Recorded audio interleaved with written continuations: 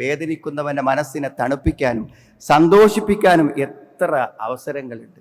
വിഷമിക്കുന്ന ആളുകളെ സഹായിക്കുക. ഇതിപ്പോ അവന് വന്നതല്ലേ, അമ്മക്കിപ്പോ എന്താ പ്രശ്നം? അവൻ ഇപ്പൊ നമ്മൾ ആരാ?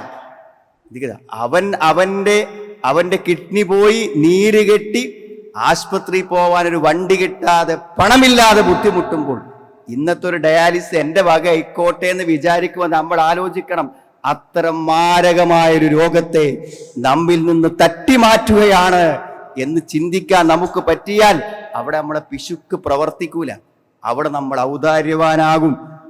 അതാണ് അൽ മുസ്ലിമു അഖുൽ മുസ്ലിം.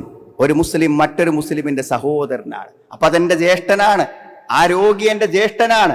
അവൻ എന്റെ തറവാട് പേരല്ലെങ്കിലും അവൻ എന്റെ സഹോദരനാണ്.